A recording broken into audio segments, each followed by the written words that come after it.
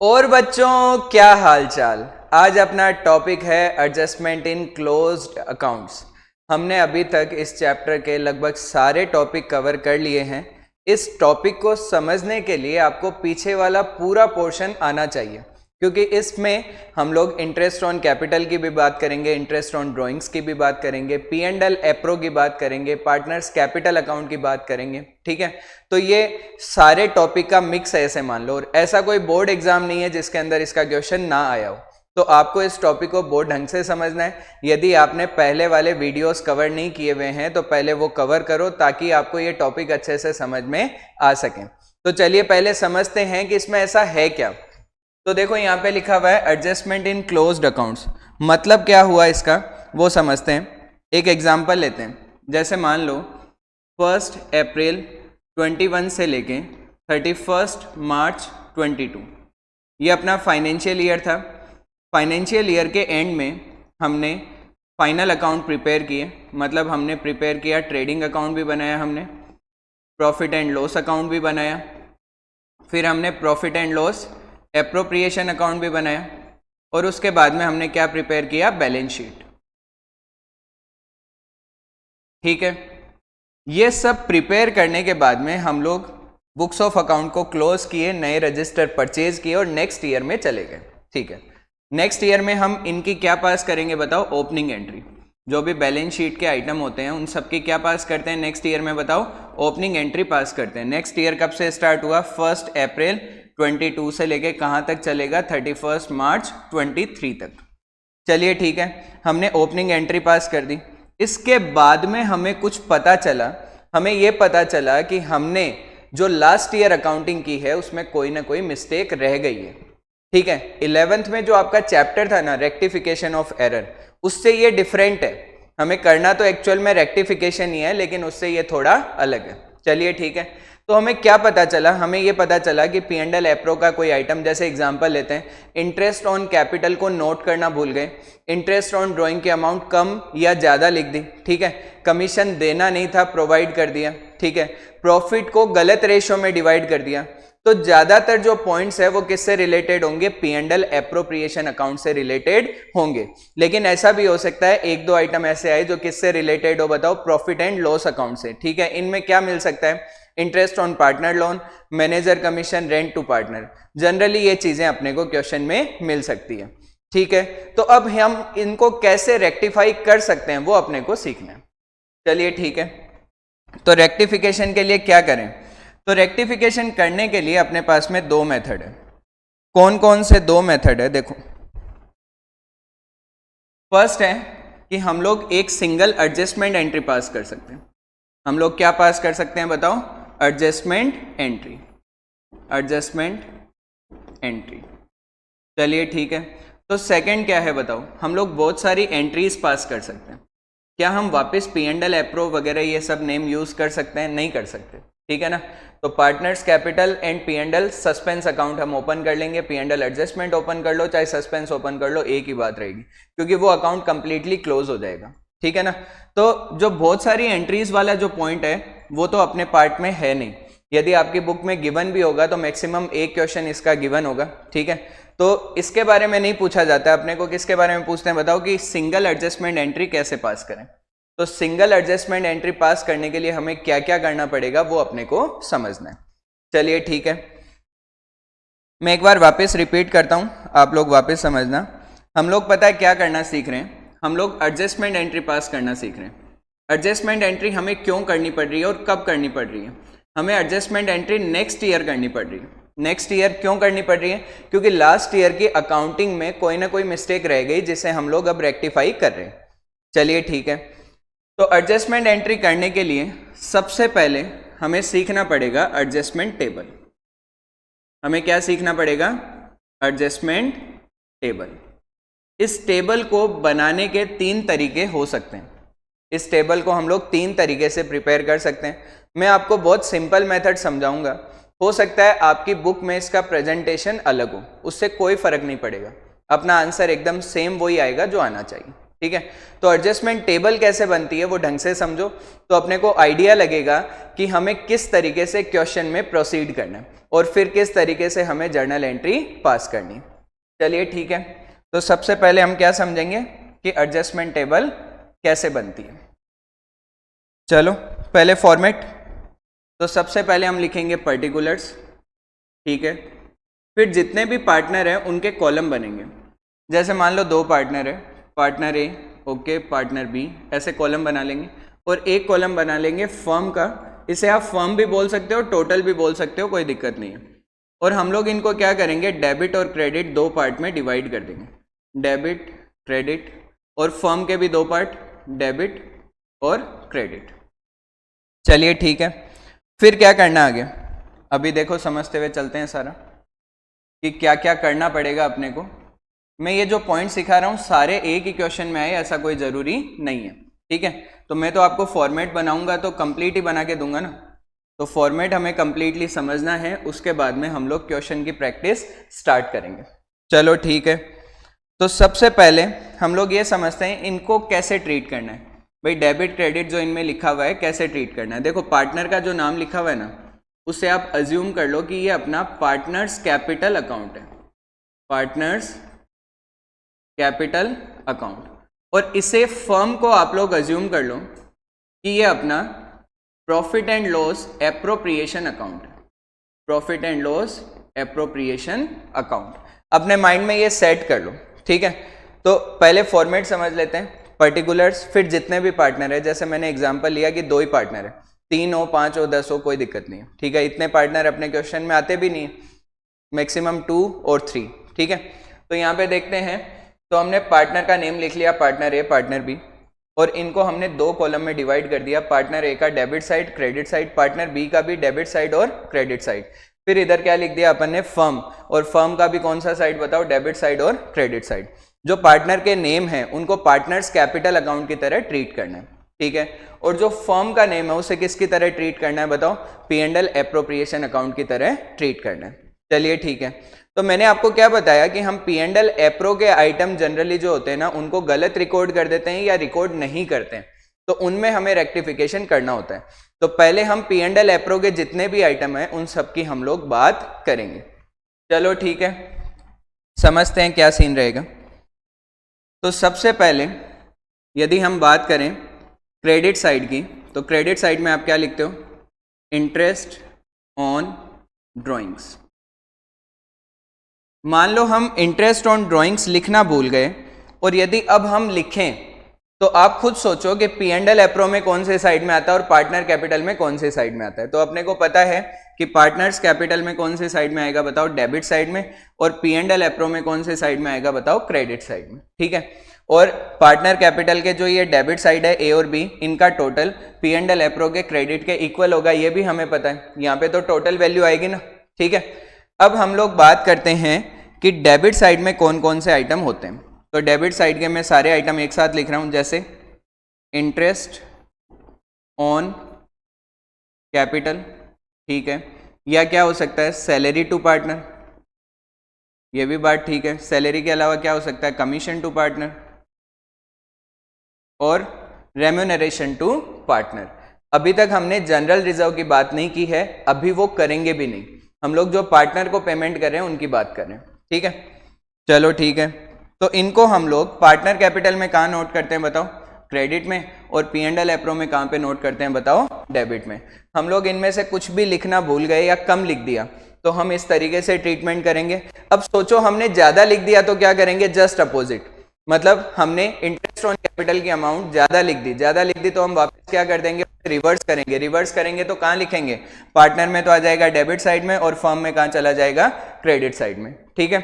अभी क्वेश्चन के साथ में ये पॉइंट समझ में आ जाएंगे सारे, कोई दिक्कत नहीं है। चलो ठीक है, फिर हमें क्या करना होता है, थर्ड पॉइंट लिखता हूं मैं, reversal of profit, reversal of profit. इसका मतलब क्या होता है और कब कब करना होता है, ये दोनों बातें हम लोग समझेंगे। देखो, रिवर्सल ऑफ प्रॉफिट का मतलब है कि जो प्रॉफिट पहले पार्टनर में डिवाइड कर दिया उसे वापस हटा दो, जैसे एग्जांपल के लिए हमने पहले एंट्री क्या पास की, profit and loss appropriation account debit to A's capital to B's capital. इसमें क्या हुआ बताओ, प्रॉफिट डिवाइड हो गया, ठीक है। अब हमें इसे वापस हटाना है तो एंट्री क्या बनेगी, A's capital account debit B's capital account debit to profit and loss appropriation account. लेकिन क्वेश्चन ये आता है कि हटाना क्यों है भाई, ऐसा जरूरी है क्या हर क्वेश्चन में इसे रिवर्सल करना ही पड़े, ऐसा कोई जरूरी है क्या, नहीं। तो कब करना है, जब हमने उसे गलत रेशियो में डिवाइड कर दिया, ठीक है। हमें ये ध्यान रखना है, क्वेश्चन बताएगा कि हमने प्रॉफिट को इस तरीके से डिवाइड कर दिया लेकिन हमारा जो रेशियो है वो ये है, तो हमने गलत रेशियो में डिवाइड कर दिया, तो प्रॉफिट का हमेशा क्या होगा बताओ, रिवर्सल होगा, ठीक है। तो मैं यहाँ पे लिख देता हूँ, यदि हमने रॉन्ग रेशियो में डिवाइड कर दिया तो प्रॉफिट को क्या करेंगे बताओ, रिवर्स करेंगे। और रिवर्स भी कौन से रेशियो में होगा, गलत रेशियो में, मतलब जिस रेशियो में हमने डिवाइड किया उसी रेशियो में उसे क्या करना है बताओ, रिवर्स करना है। और इसका भी हम क्वेश्चन प्रैक्टिस करेंगे तो आपको अच्छे से समझ में आ जाएगा कि रिवर्सल ऑफ प्रॉफिट किस तरीके से करना होता है। चलिए ठीक है, और कौन सी सिचुएशन में रिवर्सल करना चाहिए, यदि क्वेश्चन में गारंटी का कोई भी टॉपिक है, यदि क्वेश्चन के अंदर गारंटी वर्ड लिखा हुआ है तो हमेशा रिवर्सल करके देखो, नहीं तो आइडिया नहीं लगेगा, एक छोटी सी मिस्टेक होगी और पूरा क्वेश्चन गलत हो जाएगा, ठीक है ना। इसके अलावा यदि प्रॉफिट को स्टेप में डिवाइड करना हो तो भी रिवर्सल कर लो। स्टेप में डिवाइड करने का मतलब क्या हो गया, क्वेश्चन में ऐसे लिखा हुआ है, स्टार्टिंग का 50,000 का प्रॉफिट है वो हमें 2 to 1 में डिवाइड करना है, फिर नेक्स्ट 60,000 है वो इक्वली करना है, और बैलेंस है वो कैपिटल के रेशियो में करना है। इस टाइप की यदि इंफॉर्मेशन हो तो भी आपको क्या कर लेना चाहिए बताओ, रिवर्सल कर लेना चाहिए, ठीक है। इस टाइप के क्वेश्चन में हम रिवर्सल अवॉइड कर सकते हैं, लेकिन वो समझने के लिए हमारी बहुत ज़्यादा अच्छी प्रैक्टिस होनी चाहिए, और कब कर सकते हैं वो भी समझना पड़ेगा। तो मैं तो एकदम सिंपल सजेशन दूंगा आपको कि रिवर्सल कर लो, वो आपके लिए ज़्यादा बेटर रहेगा, ठीक है। तो हमें कब कब रिवर्सल करना है बताओ, जब क्वेश्चन में रॉन्ग रेशियो में डिवाइड कर दिया है, या फिर क्वेश्चन में गारंटी के बारे में बताया हुआ है, या फिर क्वेश्चन के अंदर स्टेप में प्रॉफिट डिवाइड हो रहा है, उस सिचुएशन में आप लोग रिवर्सल अप्लाई कर लो। चलो ठीक है, यदि हम प्रॉफिट को रिवर्सल करेंगे तो क्या सीन रहेगा, कहाँ पे लिखना होगा। नॉर्मली हमने प्रॉफिट कहाँ लिखा था, ए बी में क्रेडिट में लिखा था, और फर्म में कहाँ लिखा था बताओ, डेबिट में। अब रिवर्सल कर रहे हैं तो हमें क्या करना पड़ेगा, साइड चेंज करनी पड़ेगी, मतलब ए एंड बी में क्या करेंगे बताओ, डेबिट में, और फर्म में किधर आ जाएगा, क्रेडिट में। क्या हर क्वेश्चन में रिवर्सल होगा, नहीं, ऐसा बिल्कुल जरूरी नहीं है। चलो ठीक है, पता है अब आपको क्या करना है, अब आपको निकालना है बैलेंस, बैलेंस ऑफ प्रॉफिट और लॉस। ये क्या है, बैलेंस ऑफ प्रॉफिट और लॉस क्या है। देखो हम P&L एप्रो में फाइनली क्या करते हैं, सारे आइटम लिखने के बाद में क्रेडिट माइनस डेबिट करते हैं, जो बचा हुआ पैसा है वो पार्टनर में डिवाइड करते हैं, और वही काम हमें यहाँ पे भी करना है, ठीक है। तो हम लोग क्या करेंगे बताओ, क्रेडिट का टोटल किया, उसमें से डेबिट माइनस किया, और अपना बैलेंस यदि डेबिट साइड में ही आया, मतलब अपना बैलेंस किधर आया, डेबिट साइड में आया, इसका मतलब बचा हुआ प्रॉफिट है जो पार्टनर में डिवाइड करना है, ठीक है। उनका जो रेशियो गिवन है उस रेशियो में डिवाइड करना है। चलो ठीक है, तो यहाँ पे जो डेबिट की अमाउंट है वो पार्टनर में कहाँ जाएगी बताओ, क्रेडिट में। अब ऐसा पॉसिबल हो सकता है कि डेबिट ज़्यादा और क्रेडिट कम हो, क्योंकि हम तो एडजस्टमेंट कर रहे हैं ना, तो ऐसा भी हो सकता है कि डेबिट ज़्यादा और क्या हो, क्रेडिट कम हो। तो मैं दूसरी सिचुएशन भी समझा देता हूँ। देखो ऐसा भी हो सकता है कि डेबिट ज़्यादा है क्रेडिट कम है, तो बैलेंस इधर आएगा। यदि बैलेंस क्रेडिट में है तो पार्टनर में कहाँ जाएगा बताओ, डेबिट के अंदर। ये आ गया पार्टनर में, डेबिट में। चलिए ठीक है, इतना काम कंप्लीट हो गया, ठीक है। P&L एप्रो में पार्टनर से रिलेटेड जो भी पॉइंट है ना वो यही हो सकते हैं। इसके अलावा और क्या टॉपिक हमारे रह गए, एक तो जनरल रिजर्व का क्या ट्रीटमेंट करेंगे, मान लो लिखना था हमने नहीं लिखा तो उसका क्या ट्रीटमेंट रहेगा, और P&L के किसी भी आइटम का क्या ट्रीटमेंट रहेगा, ये दो बातें इसमें रह गई, ठीक है। यहाँ तक अपना कंप्लीट हो गया। हम लोग क्या कर रहे हैं यहाँ पे बताओ, ऐसे मान लो कि हम P&L appro and partners capital account बना रहे हैं, ठीक है, और लास्ट में P&L एप्रो का बैलेंस आएगा और वो पार्टनर में हम लोग क्या कर देंगे, डिवाइड कर देंगे, और यही काम हमने अभी तक किया है। अब इसके आगे क्या करना है वो हम लोग समझते हैं। आप लोग एक काम करो, या तो इसे स्क्रीनशॉट ले लो, ठीक है, मैं एक बार थोड़ा सा साइड हो जाता हूँ, आप लोग इसका स्क्रीनशॉट ले लो ताकि आप इसे प्रॉपरली नोट कर पाओ, क्योंकि मैं इसको अब आगे करने वाला हूँ। चलें आगे, देखो अब आगे क्या करना है वो समझो। हमारे कौन कौन से ट्रीटमेंट रह गए, एक तो जनरल रिजर्व, तो मैं एक तो यहां पे लिख लेता हूं जनरल रिजर्व, जनरल रिजर्व। और किसका ट्रीटमेंट रह गया, एक्सपेंसेस का ट्रीटमेंट रह गया। एक्सपेंसेस किससे रिलेटेड बताओ, पी एंड एल अकाउंट से रिलेटेड। वो भी कौन से आएंगे, मैंने आपको 3 बताए थे, उनमें से ही कोई सा आएगा, ठीक है। ऐसा नहीं है कि कोई सा भी एक्सपेंस उठा के उन्होंने यहाँ पे दे दिया, जैसे बोल दिया कि वेजेस लिखना भूल गए, ऐसा कुछ भी नहीं, ठीक है। तो 3 आइटम कौन से रहेंगे अपने, एक तो इंटरेस्ट ऑन पार्टनर लोन, एक रेंट टू पार्टनर, एक मैनेजर कमीशन, ये 3 पॉइंट रह सकते हैं। चलिए ठीक है, तो उनका क्या ट्रीटमेंट करना है वो समझते हैं। देखो हमें उनका इंपैक्ट ऊपर यहां तक नहीं लेना है, जब ये बैलेंस निकाल के डिवाइड करते हैं ना, वहां तक इनका कोई भी ट्रीटमेंट आपको नहीं करना है। यदि आपने ऊपर इनका ट्रीटमेंट किया और बाद में बैलेंस निकाला तो आपका आंसर गलत आ जाएगा, ठीक है। तो क्या करना है, देखो जनरल रिजर्व को क्या करना है, सीधा सीधा अपने को फर्म के अंदर तो क्रेडिट करना है, ये अपना फर्म है और फर्म के अंदर क्या करना है, क्रेडिट करना है। और जो पार्टनर है उनमें क्या करना है, डेबिट करना है, उनके प्रॉफिट शेयरिंग रेशियो में डिवाइड करना है। और एक्सपेंसेस जो हैं, जो पी एंड एल से रिलेटेड है, उनका भी सेम ही ट्रीटमेंट करना है।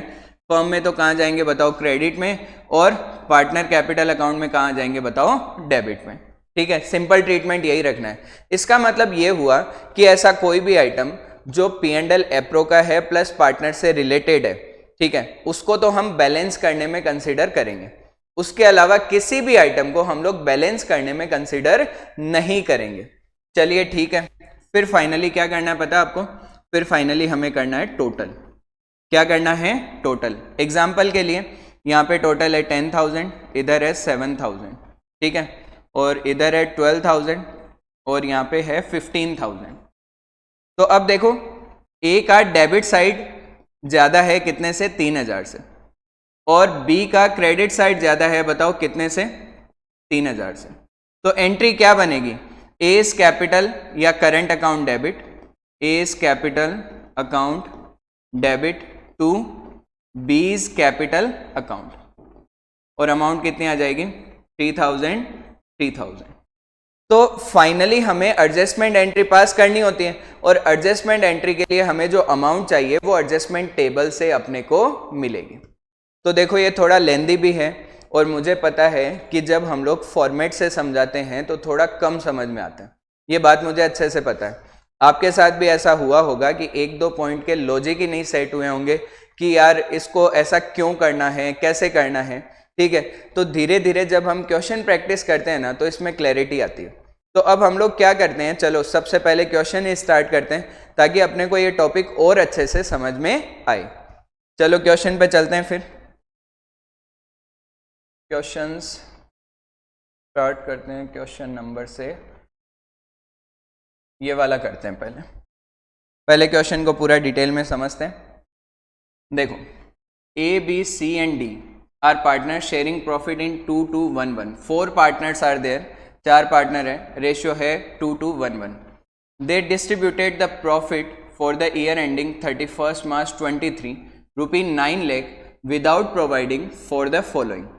ये 2 पॉइंट थे जो उन्होंने नोट नहीं किए।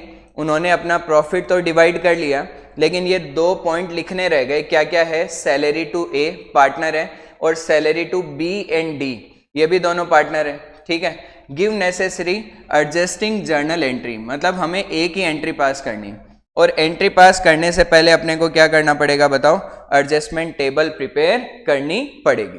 तो सबसे पहले क्या स्टार्ट करते हैं बताओ, एडजस्टमेंट टेबल। अब एडजस्टमेंट टेबल कैसे बनेगी, फॉर्मेट क्या है, सबसे पहले पर्टिकुलर्स, फिर उसके बाद में partner A, partner B, partner C, partner D, और उसके बाद में फर्म, ठीक है। पार्टनर ए में debit side credit side, B में भी same debit side credit side, C में डेबिट क्रेडिट, डी में भी डेबिट क्रेडिट, एंड फर्म में भी डेबिट एंड क्रेडिट। इसमें आइटम ज़्यादा नहीं है क्वेश्चन के अंदर, तो जब आइटम ज़्यादा नहीं है तो हमें बहुत बड़ी टेबल नहीं चाहिए, तो फटाफट इसे डिवाइड कर देते हैं। देखो ये अपनी टेबल हो गई तैयार, अब क्या करना है अपने को, जो आइटम हम लिखना भूल गए थे अब रिकॉर्ड कर देते हैं। तो क्या आइटम था, तो इन्होंने बोला हुआ है सैलरी, तो यहाँ पे मैं लिख दूंगा पर्टिकुलर्स में, देखो सैलरी, ठीक है। सैलरी किसको देनी है, ए को 15,000 पर मंथ, तो मल्टीप्लाई बाई 12 कर लेंगे हम, कितना आ जाएगा 1,80,000। तो ए के क्रेडिट में लिख देंगे salary 1,80,000। Salary to B and D 30,000 पर क्वार्टर टू ईच। सी की कोई भी सैलरी नहीं है, बी की है 30,000 पर क्वार्टर। तो एक क्वार्टर में एक ईयर में कितने क्वार्टर होते हैं, 4 क्वार्टर होते हैं। तो 30,000 इंटू 4 कर देंगे, कितना हो गया 1,20,000। तो बी की सैलरी कितनी आ जाएगी 1,20,000, ठीक है। सी की कोई सैलरी है नहीं, यहाँ पे कुछ नहीं आएगा, मैंने क्रॉस लगाया है आपको समझाने के लिए, एग्जाम में आपको क्रॉस लगाने की ज़रूरत नहीं है। और डी की सैलरी भी कितनी आ जाएगी बताओ 1,20,000। तो सैलरी पार्टनर में क्रेडिट होती है और फर्म में यानी P&L एप्रो में कहाँ आएगी बताओ, डेबिट में आएगी, ठीक है। तो इनका टोटल कर देते हैं 180, 2 लाख, 3 लाख, 420। तो यहाँ पे अमाउंट कितनी आ गई 4,20,000। क्या कोई और आइटम बचा हुआ है, नहीं, एक सिंगल आइटम था, हाँ। तो अब अपने को क्या करना है बताओ, हमेशा ध्यान रखना है एक आइटम हो तो भी हमें क्या करना है, बैलेंस करना है, ठीक है। तो बैलेंस ऑफ, देखो डेबिट ज्यादा है क्रेडिट कम है, तो ऑटोमेटिक क्या हो गया बताओ, लॉस हो गया, बैलेंस ऑफ लॉस, ठीक है। तो यहाँ पे 420 है तो इधर भी कितना लिख देंगे बताओ 420। यदि फर्म में क्रेडिट में 420 है तो ये पार्टनर के अंदर डिवाइड होगा, कहाँ लिखेंगे बताओ, हम लोग पार्टनर में डेबिट में लिखेंगे, ठीक है। और डेबिट में किस रेशियो में लिखेंगे, क्वेश्चन में रेशियो गिवन है 2:1:1, 2:1:1, ठीक है। कितना आ जाएगा 1,40,000, इसमें भी आ गया 140, इधर आ जाएगा 70 और यहाँ पे भी आ जाएगा 70। मैं इसको थोड़ा सही से लिख देता हूँ, 70 लास्ट वाला जो है, यहाँ पे भी आ जाएगा 70। चलो ठीक है, तो कितना हो गया 420, हमने उसे डिवाइड कर दिया 2:2:1:1 में। अब फाइनली क्या करना है, इतने ही तो आइटम थे, अब फाइनली क्या करना है बताओ, टोटल। अब टोटल करके देखते हैं, देखो ए का टोटल 140 डेबिट में, ठीक है, और 180 क्रेडिट में, चलो ठीक है ये समझ में आ गया। बी का 140 डेबिट में, 120 क्रेडिट में, सी का 70 डेबिट में, लेकिन क्रेडिट में 0 है, 0 आ सकता है, हाँ आ सकता है, कोई दिक्कत नहीं। डी का डेबिट में कितना है बताओ 70,000 और क्रेडिट में कितना है बताओ 1,20,000। फर्म का दोनों साइड टोटल क्या है, इक्वल है। जब तक P&L से रिलेटेड कोई आइटम क्वेश्चन में नहीं आ जाता या जनरल रिजर्व क्वेश्चन में नहीं आ जाता, तब तक फर्म का टोटल क्या रहेगा, हमेशा इक्वल रहेगा। तो इसका आप टोटल ना करो तो भी हमें कोई प्रॉब्लम नहीं आएगी। चलिए ठीक है, अब पहले हम ए को चेक करते हैं। ए का क्रेडिट ज़्यादा है और कितने से ज़्यादा है बताओ 40,000 से, चलो ठीक है।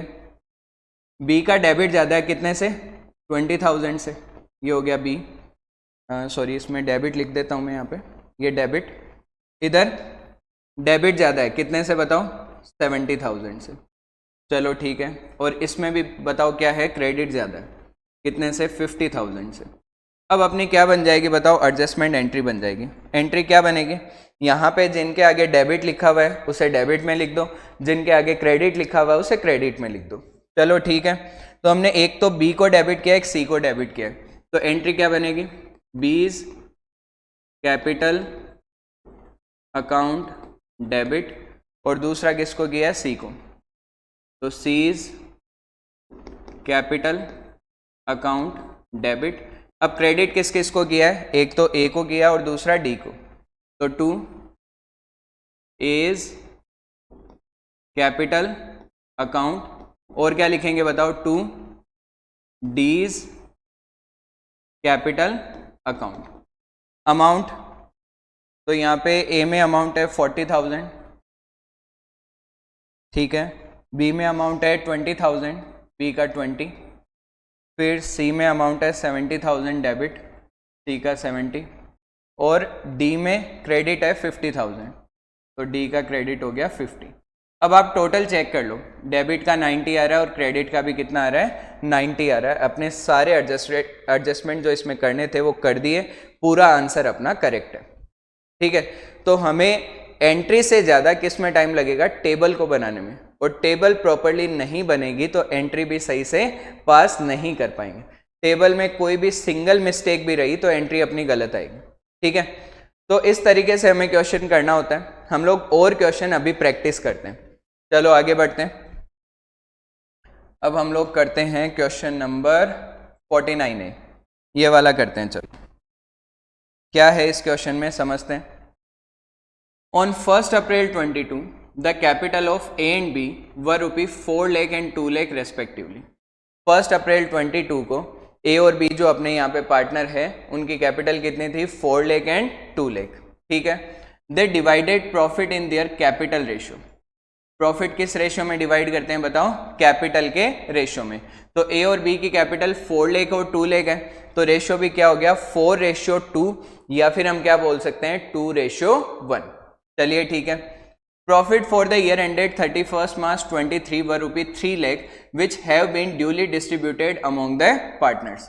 प्रॉफिट कितना था बताओ, 3 लाख रुपए का था और हमने वो पार्टनर में ऑलरेडी डिवाइड कर दिया है।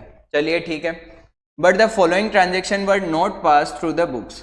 हमने ये ट्रांजेक्शन नोट नहीं की। क्या क्या नोट नहीं किया, interest on capital at the rate 12% per annum.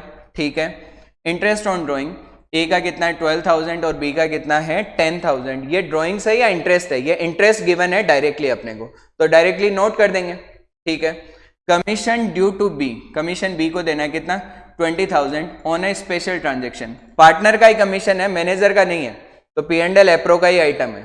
ठीक है, फिर क्या लिखा हुआ है, A is to be paid a salary of rupee 50,000। A को सैलरी भी देनी है, कितनी बताओ, 50,000 की। You are required to pass a journal entry on 10 April 23 which will not affect the profit and loss account of the firm and at the same time will rectify the errors.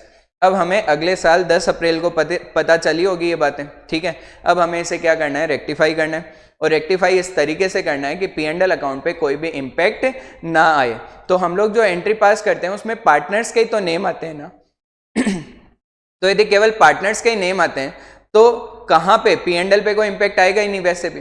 ठीक है, तो हमें यहाँ पे क्या पास करनी है बताओ, एडजस्टमेंट एंट्री पास करनी है। चलिए ठीक है, तो एडजस्टमेंट एंट्री के लिए सबसे पहले क्या प्रिपेयर करना पड़ेगा बताओ, एडजस्टमेंट टेबल। तो हम लोग स्टार्ट करते हैं। एडजस्टमेंट टेबल, एडजस्टमेंट टेबल में क्या क्या लिखना है, सबसे पहले क्या आएगा बताओ, पर्टिकुलर्स। ठीक है, पार्टनर कौन कौन है अपने यहाँ पे, partner A, partner B, partner A, partner B, और लास्ट में क्या आ जाएगा बताओ, फर्म। चलो ठीक है, पार्टनर ए में debit side credit side, B में भी डेबिट साइड क्रेडिट साइड, और फर्म में भी debit side and credit side. चलो ठीक है, इसको फॉर्मेट को हम लोग कंप्लीट कर देते हैं। इस बार इसमें आइटम थोड़े ज़्यादा है। लास्ट क्वेश्चन जो हमने अभी किया था उसमें केवल एक ही पॉइंट था सैलरी का, यहाँ पे अब पॉइंट ज़्यादा है, आराम से समझते हुए चलते हैं। जो जो पॉइंट है कैलकुलेशन वगैरह सब देखते हुए चलते हैं। फर्स्ट क्या लिखा हुआ है, interest on capital 12% per annum, तो यहाँ पे लिख देंगे interest on capital 12% per annum. ए की कैपिटल कितनी है, 4 लाख है, और बी की कितनी है बताओ, 2 लाख है। तो 4 लाख का 12% और 2 लाख का 12%, 48,000 आ गया ए में, और बी में कितना आ गया 24,000, और इन दोनों का टोटल फर्म में यानी P&L एप्रो में कौन सी साइड में, डेबिट साइड में कितना आ जाएगा 72,000। चलिए ठीक है, आगे बढ़ते हैं। Interest on drawings, interest on drawings को पार्टनर में कहाँ लिखते हैं, डेबिट में, और P&L एप्रो में कहाँ लिखते हैं बताओ, क्रेडिट में। तो वही करना है अपने को, 12,000 ए में आ जाएगा डेबिट में, और बी में अमाउंट कितनी है 10,000, बी में आ जाएगा 10,000 डेबिट में, और फर्म में टोटल में कितना आ जाएगा 22,000। चलो ठीक है, यहाँ तक हो गया। फर्स्ट सेकंड दोनों पॉइंट हो गए। Commission due to B 20,000 on a special transaction, तो यहाँ पे लिख देते हैं कमीशन कमीशन ये पार्टनर का है इसलिए यहाँ पे कंसिडर कर रहे हैं हम लोग। बी को कमीशन देना है तो बी की कैपिटल इंक्रीज होगी। बी में कहाँ लिखना है बताओ, क्रेडिट साइड में 20,000, और फर्म में कहाँ लिखना है बताओ, डेबिट साइड में कितना, 20,000। चलिए ठीक है, फिर क्या लिखा हुआ है, A is to be paid a salary of ₹50,000। A को सैलरी देनी है तो यहाँ पे लिख देते हैं सैलरी। ए में लिखनी है, ए में सैलरी कितनी आएगी 50,000, तो 50,000 ए के क्रेडिट में नोट कर देते हैं, और फर्म में कहाँ जाएगा बताओ, डेबिट में 50,000। चलिए ठीक है, अभी तक हमने पता है क्या किया है, हमने P&L एप्रो और पार्टनर्स कैपिटल में जो आइटम जहाँ रिकॉर्ड करते हैं ना वो रिकॉर्ड किया और कुछ भी अलग नहीं किया। ठीक है, बस फॉर्मेट थोड़ा सा चेंज है। चलिए ठीक है, यहाँ तक का काम कंप्लीट हो गया। क्या हमें प्रॉफिट का रिवर्सल करना है, नहीं करना? क्यों नहीं करना बताओ? क्या हमने गलत रेशो में प्रॉफिट को डिवाइड किया है? नहीं किया। क्या कोई भी गारंटी है स्टेप वाला, जो भी स्टेप में प्रॉफिट डिवाइड करते हैं, ऐसा कोई टॉपिक लिखा हुआ है? नहीं लिखा हुआ है, तो हमें फालतू कैलकुलेशन नहीं बढ़ानी है। चलिए ठीक है, अब क्या करते हैं बताओ, अब हम निकालेंगे बैलेंस। अब हम लोग क्या निकालेंगे, बैलेंस। डेबिट ज़्यादा है क्रेडिट कम है, तो क्या आएगा, बैलेंस ऑफ लॉस। यहाँ पे लॉस ही आएगा। ठीक है, कितना आएगा अमाउंट, 1,20,000, ये आ गया 120। अमाउंट कैसे आया बताओ, बैलेंसिंग फिगर आया। इसको कौन से रेशियो में डिवाइड करना है, इनका जो प्रॉफिट शेयरिंग रेशियो है 4:2, या फिर हम क्या बोल सकते हैं बताओ, 2:1। तो 2:1 में इसे डिवाइड कर देंगे। फर्म में क्रेडिट में लिखा हुआ है, तो पार्टनर में कहाँ लिखेंगे बताओ, डेबिट में। ए में कहाँ पे आ जाएगा, डेबिट में 80,000 आ जाएगा, बी में 40,000 डेबिट में आ जाएगा। ठीक है, अब फाइनली पता है क्या कर देंगे, इनका टोटल कर देंगे। क्या हमें फर्म के टोटल की रिक्वायरमेंट है, कर भी लो तो भी क्या आएगा, सेम आएगा, उसकी कोई ज़रूरत नहीं है। तो इसका देख लेते हैं, 92,000। ठीक है, इसका आ गया 98,000। इधर और देख लेते हैं 50,000, और यहाँ पे आ गया 44,000। इनका आप टोटल कर लो, सेम आएगा 142। तो अब यहाँ पे देखते हैं कौन सा साइड ज़्यादा है। ए के अंदर क्रेडिट साइड ज़्यादा है, और कितनी अमाउंट से है, 6,000। और बी के अंदर कौन सा ज़्यादा है बताओ, डेबिट साइड ज़्यादा है, कितने अमाउंट से, 6,000। तो सिंपल एंट्री क्या पास होगी, बी को डेबिट करना और ए को क्रेडिट करना है। तो एंट्री पास कर देते हैं, B's capital account debit to A's capital account. A में क्रेडिट में आएगा, बी में डेबिट में, दोनों में अमाउंट सेम रहेगी, 6,000 और 6,000। ये अपना क्वेश्चन हो गया कंप्लीट। ठीक है, तो आप लोगों को क्या करना है कि इसके और क्वेश्चन प्रैक्टिस करने। प्रैक्टिस करने से ही चीजें आपको आएगी, ऐसे नहीं आएगी। जितने क्वेश्चन प्रैक्टिस करोगे आपको क्लैरिटी आती जाएगी। अल्टीमेटली इस एडजस्टमेंट का इम्पैक्ट हम किसी भी तरीके से करें पार्टनर्स कैपिटल अकाउंट में ही आएगा। ठीक है, तो हम लोग एक सिंगल अमाउंट निकाल रहे हैं जिसको सीधा पार्टनर्स कैपिटल में डेबिट और क्रेडिट करने से फाइनली सारे इम्पैक्ट एक साथ आ जाए। हम लोग यही कर रहे हैं और कुछ हमने अलग नहीं किया। ठीक है ना, तो चलो आप लोग प्रैक्टिस करना। आपको किसी भी क्वेश्चन में किसी भी टाइप का डाउट हो तो आप ज़रूर पूछ सकते हैं, आप कमेंट कर सकते हैं। यदि आपको वीडियो पसंद आया, आपको लगा कि यूज़फुल है, तो आप इसे शेयर करें। आगे आपको कौन से टॉपिक के वीडियोस चाहिए वो भी आप बता सकते हैं, कोई प्रॉब्लम नहीं है। चलिए मिलते हैं नेक्स्ट वीडियो में।